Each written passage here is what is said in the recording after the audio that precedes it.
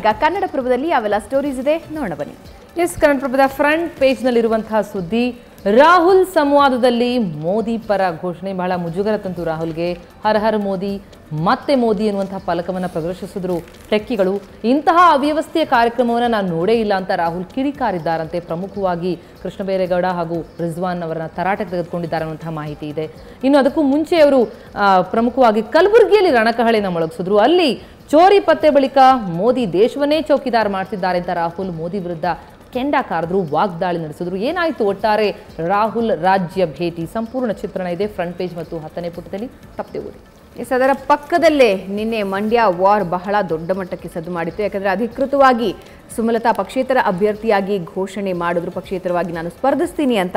ಆ ಸಂದರ್ಭದಲ್ಲಿ ಇಡೀ ಸ್ಯಾಂಡಲ್ವುಡ್ ಸುಮಲತಾ ಪರವಾಗಿ ನಿಂತಿತ್ತೇನೋ ಅನ್ನುವಂತೆ ಭಾಸವಾಗ್ತಾ ಇತ್ತು. ಯಾಕಂದರೆ ಒಂದು ಕಡೆ ದರ್ಶನ್ ಇದ್ರು, ಒಂದು ಕಡೆ ಯಶ್ ಇದ್ರು, ಜೈ ಜಗದೀಶ್ ಮತ್ತು ಫ್ಯಾಮಿಲಿ ಬಂದಿತ್ತು. ಹಾಗೆ ರಾಕ್ಲೈನ್ ವೆಂಕಟೇಶ್, ದೊಡ್ಡಣ್ಣ ಸೇರಿದಂತೆ ಹಲವು ಗಣ್ಯರು ಇದ್ರು. ಅದರ ಜೊತೆಗೆ ಅಭಿಷೇಕ್ ಕೂಡ ತಮ್ಮ ತಾಯಿಗೆ ಸಾಥ್ ನೀಡಿದ್ರು. ಸೊ ನಿನ್ನೆ ಏನೆಲ್ಲ ಆಯಿತು ಅನ್ನೋದರ ಸಂಪೂರ್ಣ ಮಾಹಿತಿನ ಮೊದಲನೇ ಪುಟ ಹಾಗೆ ಮುಂದುವರೆದಂತೆ 10ನೇ ಪುಟದಲ್ಲಿ ನೋಡಬಹುದು. ಎಸ್, ಇನ್ನು ಹಾಗೇನೆ ಮುಂದುವರೆದಂತೆ 6ನೇ ಪುಟಕ್ಕೆ ಬರೋದಾದರೆ ಅದರಲ್ಲಿ ಪ್ರಶಾಂತ್ ನಾತು ದೆಹಲಿಯಿಂದ ಕಂಡಂತಹ ರಾಜಕಾರಣದಲ್ಲಿ ಇಂಡಿಯಾ ಗೇಟ್ನಲ್ಲಿ ಸಂಪೂರ್ಣವಾಗಿ ಚಿತ್ರಣವನ್ನು ಕೊಟ್ಟಿದ್ದಾರೆ. ಅಲ್ಲಿ ಬಹಳ ಇಂಟ್ರೆಸ್ಟಿಂಗ್, ನೀವು ಹೆಡ್ಲೈನ್ ನೋಡಿದ್ರೇ ಗೊತ್ತಾಗ್ಬಿಡುತ್ತೆ. ಗೌಡರ ಗಾಳಕ್ಕೆ ಸಿಕ್ಕ ಕಾಂಗ್ರೆಸ್ ಮೀನು.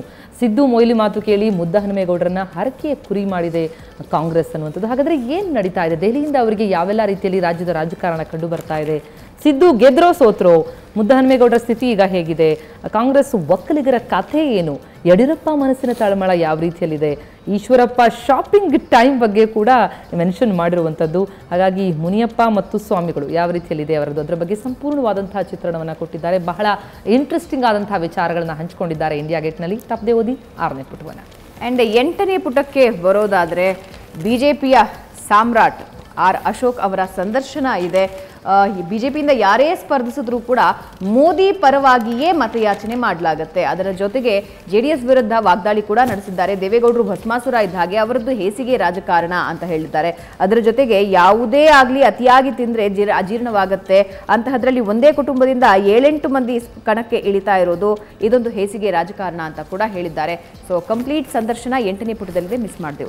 ಹಾಗೆ ತಮಾಷೆ ಅಲ್ಲದಲ್ಲಿ ಕ್ವಿಕ್ ಆಗಿ ಹೇಳಬೇಕು ಅಂದ್ರೆ 9 ಕೋಟಿಗೆ ರೇಸ್ ಪಾರಿವಾಳ ಒಂದು ಹರಾಜಾಗಿದೆಯಂತೆ. ಡೀಟೇಲ್ಸ್ ಅನ್ನ ತಾವು ಓದಬಹುದು. ತಮಾಷೆ ಅಲ್ಲ ಅಂಕಣದಲ್ಲಿ. ಇದರ ಜೊತೆಗೆ ಇನ್ನೂ ಹಲವಾರು ಇಂಟ್ರೆಸ್ಟಿಂಗ್ ವಿಚಾರಗಳಿವೆ ಕನ್ನಡಪ್ರಭದಲ್ಲಿ. ತಪ್ಪದೆ ಓದಿ.